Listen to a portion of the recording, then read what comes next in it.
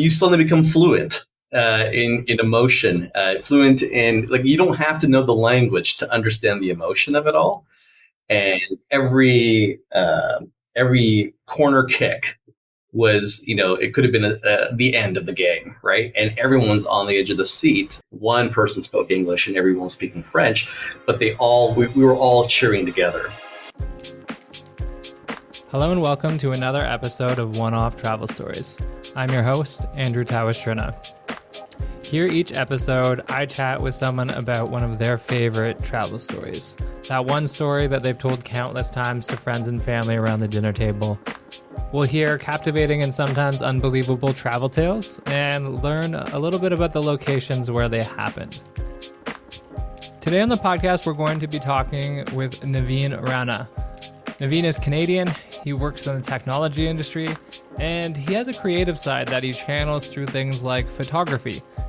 During the story, we'll find out how he has used that creativity during travel to engage with people. He's going to tell us a story about his trip to Paris, France, or at least what happened on his trip to Paris, France. He was there pretty much by chance during the World Cup, which will play into his story. And, the story was really monumental for him because of the impact it had on his future travel and sort of how he looked at travel, which we will explore more. So with that, let's get to it. Hey, Naveen, welcome to the podcast. Hey, Andrew, great to be here. Thanks for having me. Yeah, of course. I'm really excited to have you on today. I like to ask when people come on, because we get people from all over the place, where are they located? So where are you today? I'm at my place at home, which is Toronto, Ontario, Canada. I've been here my entire life, so I haven't gone too far from where I started. Nice. Well, I think as it comes up in other ones, but I'm also from Toronto. Special place in my heart. I definitely miss it. It's almost May, so is it warmed up yet? It's going to happen any day now. It's a little warmer today, a little muggy outside. There's promise of 18 degrees. I don't know what that is in Fahrenheit, unfortunately, but that's a sign of good things to come. Like 70-ish. It's have you guys had any false springs yet? Yeah, it wouldn't be Toronto without a few false springs. And we have the Leafs now to give us some added drama. So whenever the weather is good, we hope that they might do good. And when it doesn't do good, then the weather usually turns bad the day after. Yeah, false playoff hopes, just like false springs. Exactly. For those who may not know what we're talking about in Toronto, false spring is basically it warms up for a few days and then it snows. Yeah, that's right. We'll get a few sprinkles of flurries here and there to kind of remind us, hey, not so fast. Calm down. Yeah, exactly. It needs to be basically summer before you get any consistency. Well, again, really appreciate you taking the time to come on and tell us a travel story. So, give us a little bit of background about the story that you're going to tell. What year is it? What were you up to? What were you into? Whatever will be helpful. Yeah, sure. So this is an old story. I kind of romanced the time before smartphones, which is kind of fun because there's a little bit more mystery back then where you had to kind of really discover more. So this is going way back when I started getting into traveling out of school and my first job. It was 2005. So long time ago now, almost 20 years. I took a salsa class.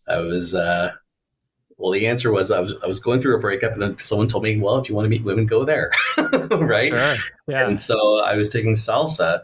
And during that class, it was just kind of understanding what that movement was like. And I ended up meeting a lot of people there. One person who I ended up becoming a good partner with, actually, she was going to move to Paris that summer. Yeah. And so from that, we kind of stayed in touch. Later that winter, she was in town.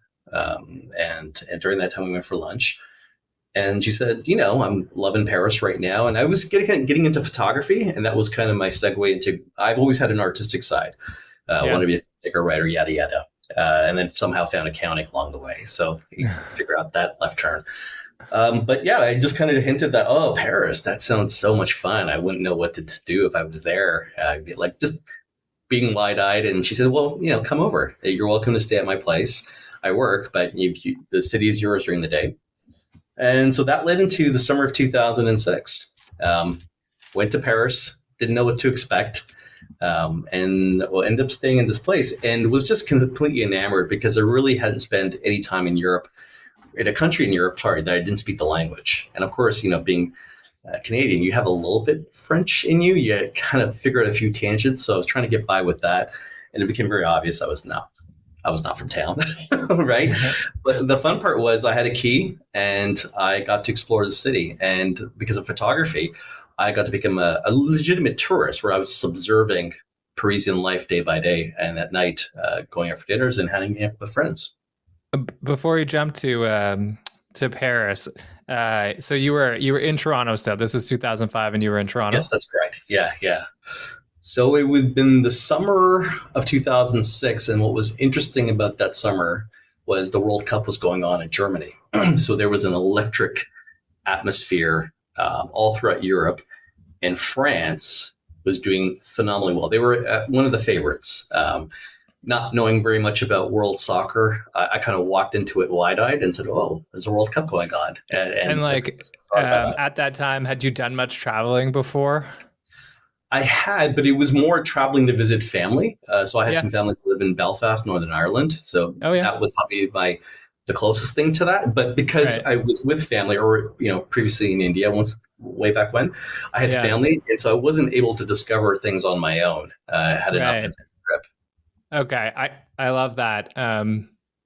It's thinking back to those first, you said wide-eyed, so it kind of caught me on to like, that's right. Thinking back to those early trips without family, it's a different thing. There's a bit of maybe naivete, but sometimes that's really nice, right? And as you said, the World Cup time is, it's sort of an electric time to be in Europe. I've had the privilege of being around Europe at that time. I mean, honestly, it's become more electric over the years in Toronto as well. During World Cup, there's TVs everywhere. There's like little groups of country people based on where they're from everywhere. So anyway, that's awesome. Sorry, what you highlight there is how international Toronto is as a city. And I take it for granted, and then I go visit countries like France or Amsterdam, and I forget so much of other parts of the world are very homogeneous, where Toronto is very heterogeneous in terms of its cultural makeup. So the World Cup is actually very fun in Toronto. You get to see all these pocket neighborhoods, flags everywhere. You hear the national anthem or whatever the pop song is of the flavor of that. Yeah, for that community. Yeah. This is just going to be a long Toronto ad. It's all right. It's all right. So we've got it's 2006, and we've got sort of a wide-eyed Naveen who had made a friend at a salsa class in Toronto and is heading to Paris as a place to stay. Yeah, awesome. Keep going. And it was warm. I didn't know air conditioning was different in Europe than it is in North America. I took it upon myself to know a little bit of French because you're a guest in someone else's country. So, try to get by with the basics and then apologize that you couldn't speak proper French and ask if they knew any English. That was kind of my segue into showing my Canadian side. Yeah, that was your MO. It does work. You got to try. Exactly. Yeah. Kill them with kindness. It's helped me a lot. Yeah, I worked in Serbia. It worked in Amsterdam. It definitely worked in Brazil. So I've traveled here and there after that. That was the seed for other travels, and I learned a lot from that Paris trip, actually. Okay, awesome. Well, so take us into your story here. Yeah, so because I didn't know very much about Paris outside of the obvious things, the tower and so forth, I took it upon myself to just get on the metro and but having been in Toronto or New York, you're kind of used to the grid system. And Paris is very interesting. It's like if you looked at it from above and you looked at the map, there's no linear or clean lines of how that city is organized, but it's incredibly beautiful from above. Like if you go to the Arc de Triomphe and you go to Champs-Élysées or something, you can see that, but most of the city on the fringes of it are very different. Cafes everywhere, people taking time, and then you kind of just soak up the culture more and more. Like the City Hall in Paris is a stunning building, right? It's Mm-hmm. for me, it's up there with Notre Dame. So I got the opportunity to just walk around and wander, listen to a lot of music. That was kind of my recipe for photography had been, music. And usually buy a pack of cigarettes just to kill time because you're always Yeah. waiting for something to happen and have a camera. And I was shooting film back then too. So the Yeah. fun thing about film was you had to trust two shots and hope that you got something out of it. And then you didn't get Yeah. to see it until you was processed much later. So it lost that instantaneousness that I think everyone is spoiled by today. Yeah. That's interesting. I love your, creative process, if you will. Yeah. I So can visualize it. Something about the cigarettes and the waiting, and I would imagine, like, how did Paris affect you from like a photographer standpoint? Because I've it got to spend was lots of time there, but yeah, it was intimidating, right? yeah, Because you see all these wonderful photos, and I do have an artistic side, and you say, how can I contribute by any means to this, right? And then you realize it becomes your story, not so much a story you're trying to add to in this chapter. And just because of where I was in my life, I was kind of playing with photography, so I wasn't really serious about it. And when I came back and saw the result, like any artist, I was like, oh, I hate everything I shoot. And then you look at it and you give it some time and you enjoy it a little bit more, right? But yeah. what was great about Paris was they respect and love the arts. So if you walked around with a camera, and Andrew, this is true, people were posing for me. I would just ask them, hey, can I take a photo of you? And they would just break into a pose. And they were so fashionable about it. And, they asked me for a cigarette, I'd give them one. Sometimes I asked them for one. So there was a very interesting camaraderie. Obviously, they knew I was a tourist, but they also thought, oh, maybe he's got some kind of artistic side to him as well. So I was able to buy through that. That's so interesting. I don't. Have you been back recently? I'd be curious to know if that's that would still be the vibe, given, as you said, the change in in technology. Yeah. Now, unfortunately, I have not. And the funny thing is, it was part of my plan to go this year. That plans changed somewhat, but the friend who I stayed with, I'm visiting her first, and she lives in Geneva now. So she's a bit of a world traveler and goes to where the opportunities are. So although she still has her place in Paris, I said, well, it's no point going to an empty place. I'd rather see my friends. So that's yeah. So maybe soon one day, maybe even when I'm there for 2 weeks, but not since. No. Gotcha. Okay, so you're in Paris. You've got your camera. You've got some cigarettes. You're exploring. Yeah, yeah, Yeah. yeah. I'll speak to two or three things I learned while I was there. Number one, and this sounds silly, but I am a huge fan of taking tour buses of cities. The beauty of that is if you're into photography, it gets you a vantage point that's actually higher than most people's height. So you can get some really great photographs of city without having anyone interfere. And because Paris and a lot of European cities are not built very tall, the height advantage actually gives you a really good vantage point across the horizon. So the really cool things to learn from that. The other thing I enjoyed was their love for food. We went for dinner, and it was such a weird thing to think about it at the time, but it was an 8-course dinner, right? It was like 3 hours, and there was no televisions, nothing, no sports being played. It was classical music. It was like a proper adult dinner, and I hadn't had any of those in my life prior to that moment. And you end up talking, and you get away from the surface. You go deeper into your life. They share about their life.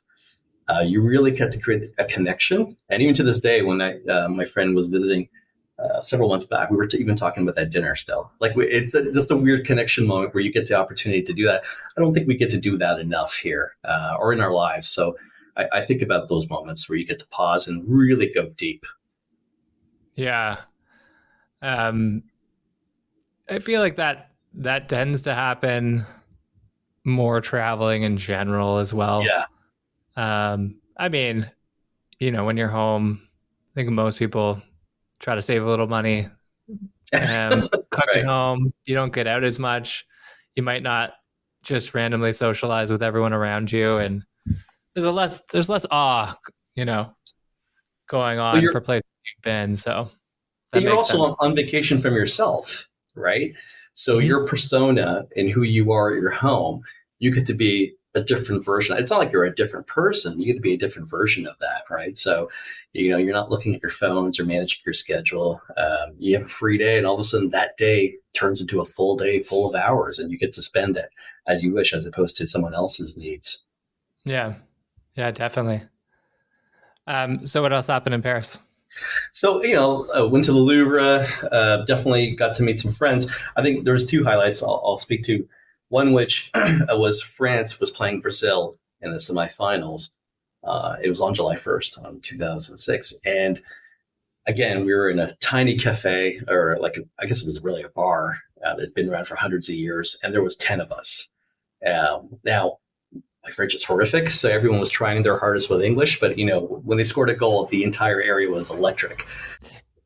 I was gonna say, like, when you say for people, I mean, for someone, I've never been in a city playing in the finals for a World Cup, so like that level of electricity I've only seen in like Unbelievable. separate, like the videos that come out after the win kind of thing, Yeah. So how did that feel? I mean, you're in a small cafe too, but I imagine any cafe anywhere in Paris, it's the same scene, right? You suddenly become fluent in emotion, fluent in, like, you don't have to know the language to understand the emotion of it all. Yeah, And every corner kick was, it could have been the end of the game, right? And everyone's on the edge of the seat. And I have a greater appreciation of the World Cup because of that. And obviously, then that's where the emotion, the human connection supersedes language, right? It just goes above it. And we were in this tiny bar, just drinking away. And of course, like, one person spoke English and everyone was speaking French, but we were all cheering together. Um, yeah, they win. France wins the semifinals. They're yeah, going to now get their way to the finals. It's July 1st in France. The city is out of control. It's yeah. just unbelievably lighting up. And as we're walking towards the Seine River, I tell my friend, where can we get some drinks? Like, can we get some beers or wine or something? And she was, she's was kind of saying, well, that doesn't know how it works in France here. We don't do that here, right? And I said, we got to celebrate. Not in this. She's a little bit maybe more proper back then, right? And I just walked into a restaurant and I said, I'm sorry, I'm a Canadian. France just won this game. I was trying to do some French. Can I buy some bottle of wines from you? And they were like, we don't do that. I'm like, please, like, when am I going to be here next? And they actually sold me a bottle. They opened the bottles for me and they sold them to me. So we had 3 bottles of wine with 10 of us just sitting along the Seine River. City's electric. It must have been about 10:30, 11 o'clock at night, just passing a bottle of wine to each other and talking about how great that game was. That's amazing. And just like, did you know going in? Did you plan to be there during the World Cup? And like, were you into soccer, football? Completely accidental. Completely. Those are those happy accidents that you think in hindsight, this story could have been better if I planned it that way. Or I could have made it more That's cinematic. basically what the whole podcast is about. So, That was very okay. Fair enough. yeah, I Yeah. mean, no one's planning these stories, and that's the beautiful part of them, right? So, Yeah. Well, and so the interesting story was I met a friend, or we became fast friends. Um, and his English was actually quite good. And we were talking a lot about life and stuff. And it was a very deep conversation about France versus Canada. And I was just fascinated with France. There was a uniformity of people's patriotism to the country. It was okay. all kind of like, no matter who you were in the world, you were French here, and or in Paris at the time. And I always thought like Canada was a little bit of a hodgepodge or a mosaic, right? Where people would claim their heritage sometimes ahead of being Canadian. Mm-hmm. And something he said to me that stuck in my head, even to this day, he goes, you have to understand how much younger Canada is, right? And so he was like, comparatively speaking, Canada is still in its adolescence. And it just made me realize and appreciate how ancient the city was in terms of its character and how it developed it. And it's now its maturation point. And the other weird part of that story was I told the friend who I was staying with, I said, I pulled her aside and said, that guy, that's a good guy. Keep an eye on him. Um, this was the friend you were staying with? Yeah. So I told her about this gentleman. And I said, this guy over here who I've been talking for the last half an hour, I'd keep an eye on him. And she's like, no, we're just friends. He's a great guy, but I don't see it. And actually, they are now engaged, and they're the couple I'll be visiting in a few weeks or in about Oh, a month's time. wow. That's Yeah, crazy. I mean, many years later, for as far as matchmaking goes, you're yeah. playing the My long record's pretty game good. If here. you, yeah, Playing the long game. you've got But patience. that's still so cool. That was during the trip, and honestly, it sounds like it came. Your good feeling came out of this deep conversation that you had. Yeah, and that was the beauty again about yourself being on vacation. Like you get to just ask questions you don't normally ask, and you get to meet people, and you have patience when you have time, right? And I think that's the beauty of traveling, or when you're going on vacation. And maybe that's the common denominator when you're on vacation as yourself. Time changes; it goes slower sometimes when you're not rushing from door to door. So that was a great part of it. The other highlight is on one of these days when I was on the tour bus. I was getting off at the stop. Another woman was getting off at the same time, and we were just kind of chatting. And she saw the camera, and I said, "Hey, do you mind if I just take a photo of you?" And she was a little like her English was not great, but she's like, "Yeah, Right. let's go, let's As go." you've been doing throughout your trip, Yeah, I've right? been doing Yeah. with everyone else, Yeah. every Parisian. And it Yeah. turns out her story was she's from Mexico. She was in a conference in Amsterdam and just had a few days, so she ended up being in Paris. We ended up meeting a few nights later, and just because again, you have two strangers living in the same or being in the same city. Yeah. But we stayed in touch, and I ended up in Mexico City the following year. Nice. Yeah, so all these little weird tangents or branches start developing over time. I find with my stories. Do they salsa in Mexico City? I'm not actually sure where Yeah, they all do. the Yeah, salsa yeah. happens. Did you get to put your salsa skills to work eventually? Yeah, sadly, I was never. I couldn't go beyond novice, so my skills showed up pretty fast in terms of after the fourth move. I'm like, okay, he's only got two or three moves. That's about it. Okay, well, just trying to connect all these pieces here. That's amazing. So, as soon as you said that, we started on taking the photo and got the backstory. It kind of made me think when you're asking people, "Hey, can I snap a picture of you?" Originally I was like, okay, snap a pic, everyone goes their way, but they'll probably ask you like, oh, you don't speak French, where are you from? And you get into a conversation. It's Yeah, almost an totally. interesting way to meet people that's a bit more, I mean, if people are open to get their picture taken, then the approach is done. You have a bit of an icebreaker there, right? So Yeah, I think the quality of your camera matters. Back then, I had a really big DSLR, like proper clunky camera. So maybe I gave the impression I was a little more serious than a beginner. And I just think it's about how you approach and ask. And just if you're genuine and your motives are simply that, I'm just starting out. And I was taking lots of photos of everything. And the funny thing about those photos is because they were back on film. I didn't look at them for almost a month until I got back after settling in. And when I looked at them, it was like visiting back all over again. a wave of nostalgia Yeah, almost it probably. came back, and a lot of things I'd forgotten showed up. Pictures that were pointless at the time, so they had different meaning, and that was cool. And it was, this is before selfies, or I'm almost in none of my own pictures, by the way. So my pictures are always things that I see that I find interesting. I said that's curious, and usually I'm listening to some music, so I can trace it into like a moment in time to a certain verse or a certain lyric or melody in the song. So it Yeah. becomes autobiographical after a while. Yeah.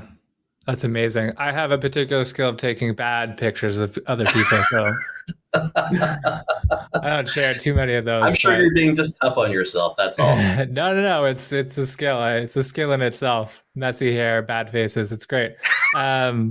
So this is, I mean, honestly, you're giving us almost like a three in one here, because I feel like there's so many interesting stories that have popped up. I mean, being in Paris during the World Cup, when they're making a run for it, for a lot of people, that's like a dream come true. Yeah, yeah, Um, I guess exploring the creative side with the photos and obviously meeting people through that.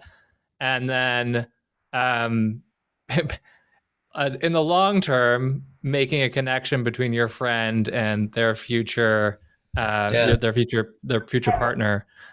These are all such interesting sort of happenstances from a trip, back in 2005. Um, were you there for the finals?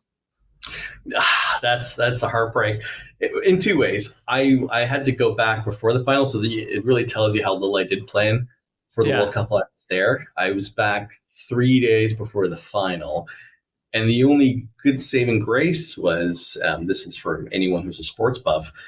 Italy was facing France in that final, and it would have likely been Zidane's last game, right? The headbutt. That's right. Yeah. Sorry, you were making a gesture of your head, and that was the headbutt. And so I I couldn't had help seen that myself. I'm game. sorry. Yeah. Yeah. Well, you Thank remember you. it. Yeah, yeah. Thank you for narrating that. Yeah. Yeah. Well, and that gesture, really just changed the tone of what happened, and it unfortunately soured that particular run for the World Cup for France. But yeah, it would have been tough to be in the city after almost a week of just watching everyone be on this elevated high, and then see it kind of crumble down. So I was kind of glad to miss that, but in some cases, I wish I was there too. Yeah. I don't know. I like your Rome. It's the romantic Paris story. Yes, you would have been witnessing history, Yeah, yeah. but you would not have had the victory lap after. In fact, you would have had, a lot of agitated French people, I presume. Right, right. And that game, I mean, I've seen videos of it because of the headbutt. The whole game was crazy. They went into a That's shootout and everything. Um, Consequently, you got to be there for a victory in the right. semifinals, which is still a huge deal. And then, have this wonderful night on on the Seine, drinking wine Yeah. and just celebrating like that. Actually, there's a weird, interesting end to that story. It'll just show you the Canadian side of me. So it was July 1st. So it was Canada Day in France, right? And my friends, it was coming to a close that evening. I think it may have been somewhere around about one or so. And my friend was saying, "Hey, you going to come back home now?" And I said, I'm just going to go wherever the night takes me." And Mm-hmm. started going for a walk. And I knew in the French Quarter, there was a Canadian bar. Someone had told me that, oh, if you go there, go to the Canadian bar. So I forget what it was called. I walk in there, and you know where to lie. It's Canada versus the U.S. Olympic game that they're replaying on the big screen, and everyone's singing "Oh Canada," the national anthem, at like 2:30 in the morning. And we're just buying everyone's, like, obviously now everyone's expats or they're Canadians and some are visiting, and everyone's just buying each other beers and drinking. And it was like such a crazy, I didn't get home until like almost 5 that night. So I had a little bit of France and a little bit of Canada. I probably was able to bring a little bit of Canada with me at the same time in that evening. Given where this story started about, your creative side, how Paris was sort of opening that up for you, it's funny that you had this like sports lovers dream night. Yeah. Yeah. Well, hockey, I'll watch anytime. Like that's especially a game as important as the Olympic gold game, right? But yeah, no, it's funny, yeah, because that was an interesting. I didn't even catch it until you said that now, but like a little through line throughout the entire story where sports was definitely a big part of it. Yeah, I think, you could definitely appreciate the photography side of it just strictly because of Paris, but um it's not just Paris, like any of these very large cities that have a really diverse group of people living in them, and whether they're expats or whatever, and this is kind of it happens when travel too. If you do just see where the night takes you, there's a lot of stuff going on. Yeah. So you never know. Yeah. And But I also say pretty stereotypical that you walk into the Canadian bar and they're playing it's July, so like the last Olympics yeah. on the TV. Yeah. Yeah, they're replaying it, and sometimes when I say you have to go where the night takes you, it's like there's an enthusiasm or an energy. Obviously, you have to be very smart and clever as to where you are in the state that you're in. But I often find in travels that the energy you give is the energy you get back. And the places, if you come in with a good mood or a good energy, I think people do see that. And because I've traveled in a bunch of places where I didn't speak the language, that smile or that gesture or that look can actually translate very well for words you can't speak as eloquently. Yeah, well said. Well said. So, yeah, I guess tell me about the end of your Paris trip, um, or maybe on your way home. I mean, I can understand now why this, so many years later stood out Mm-hmm. as sort of a trip and a story to tell, because it seems like, as I said, the 3-in-1 with the interesting Right. little tidbit stories there. But yeah, how did the trip kind of wrap up for you? It was, first of all, it was kind of bittersweet because I obviously, as the game was, or as the series, the World Cup was going to continue, I was like, oh, I'm going to miss the final, right? And so that Yeah. prior to the game happening, I had that a little bit of regret about that, like kicking in. But it was sweet because I just had so many great memories, and the weather was fantastic. The people were incredible, and you really get a sense of the ancient city. So you can't help to appreciate its history and how it got to where it is. Unlike, say, New York or Boston, which are older cities in North America, or even Montreal. But when you go to London, for me, it was London first, and then Paris. You really understand the history, and you have an appreciation for it. The interesting thing about that person who I met on the tour bus, because we exchanged emails and we had met a few nights later, we exchanged emails throughout, and I showed her the pictures I'd taken and some more of my, I guess you want to call it portfolio. They're just, my projects. And she said, "Listen, I'm getting married, and I would love for you to be our photographer."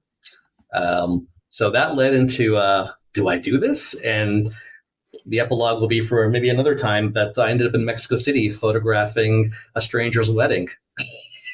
Okay, so that was the wedding you were talking about. I didn't realize that they had basically asked for you to take the photos, but that's super cool. That's really interesting. So just to recap, because we started this thread a little while ago now. You asked this person if you could take their picture, correct? That Yeah, was yeah, that that's person? correct. Yeah, Yeah. complete stranger from Mexico City. And then because we were just strangers in the town, we exchanged information, agreed to meet for a few Right. minutes later, grab some drinks. And She then, saw your pictures, like the other pictures you'd been taking. well, actually, she hadn't. So there was a huge leap of faith on this person because it's before Yeah. digital, right? So, like, you just had to assume that this True. person wasn't a kook. But I guess Canadians have a good reputation, so I will borrow from that from time to time. And then, yeah, we stayed in touch. And from that, segued into me spending time with two families who spoke Spanish, who I don't speak. I don't speak any Mexican or any Spanish. And just having kind of a real interesting tangent from that story, which I always say it started with a salsa class, right? So it's like, when you suddenly make a left turn when everyone goes right, and then you keep making a few more, you don't know where you go, or you really don't know where you're going. You just know it's going somewhere good. And from that led to Paris, a great time in there. Almost 6 8 months later, and then a year later after that, somehow ended up in Mexico City. So that would be my Yeah, first. Yeah, a few left turns are not a bad thing, right? from salsa class to Paris to Mexico City, all based on friends, Yeah, basically, right? yeah. Yeah, And a that's amazing. curiosity, an enthusiasm, a desire to learn a little bit about the world and recognize that you don't know enough about it.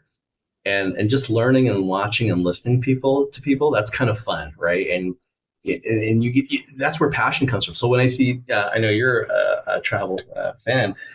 When you see their passion resonate, you may not understand it, and you may not even be a topic that you care about as much, but you care about people's passions, and I borrow from that heavily.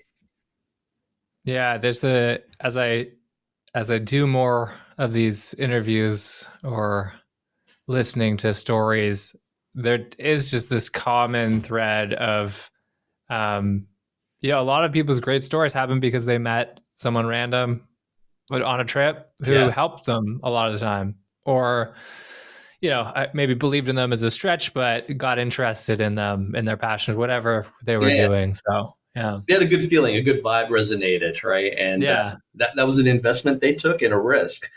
And likewise here, So yeah, I haven't traveled very much in the last couple of years, so that's why I'm so excited about this upcoming trip. But when I think back of those trips, I was like, wow, that was a fun time. How cool was that? And I've done many more since then, but that one was kind of the one that kind of broke the mold. My first time really traveling on my own in a foreign country, and so that's, I think, for that reason, is always going to remain extra special. I gotta say, a very fortuitous first trip. I think that's what everyone dreams of when they think of their first trip, or when they think of other people having their first trip that are younger. It's just, this wonderful experience of meeting new people, seeing new places, and a little luck along the way, right? Yeah. You're not a fan of soccer, but you end up there for a World Cup win. Like that's can't knock that. That's amazing. The one thing I'll add to it too, actually, there is, so many times I've traveled on my own, and I was either meeting someone somewhere or I was crashing at somebody's place. And when you're on your own, you're really kind of on your own. So you're not subjected to someone else's feelings or their schedule. And I think it really opens up a lot of possibilities. So I do think from time to time, I encourage people to travel on their own every now and then. It's actually a very gratifying experience. You learn more about yourself than you realize from those trips. Yeah, I love that. I think it's great advice. I've done solo traveling and probably not enough, but you're right. It's just a different experience. I think traveling alone, traveling with partner, traveling with friends, traveling with family, all very different experiences. Yeah, right? very different. Yeah, very different. But all really, All great. really fun and special in their own way. But great advice about the solo travel. Hopefully, anyone listening in hears that story and thinks like, I gotta go get out there and see what experiences come my way. Yeah, and maybe bring a camera with you, and you can probably get a few shots of people that'll let you. Yeah, you need an old maybe DSLR if we're gonna, not too old. DSLR will do. Something that you can hold with two hands. Yeah, exactly. Then it'll make it look like you're a bit more legit. You never know what's going to happen. All right. Well, Naveen, thank you so much for coming on and sharing your story. An awesome one. Again, very inspiring. Hearing these types of stories, and I hope on your upcoming trip you've got a new story that pops up like this, and you can come back for round 2 sometime. Oh, I love that. Thank you for having me. For those who can't see, I've been smiling now throughout the entire time because I'm reliving some of these moments as I'm talking about them. I haven't properly revisited that trip at the level of detail that I'm speaking to today. So it's like a trip in a trip. Like I'm tripping out thinking about it. So thank you for having me. It's been a great experience. Anytime, Naveen, anytime. Big thank you to Naveen for joining us today. I think it's a great example of how one travel story where you make potentially a lifelong friend can lead to another great story, which can lead to another.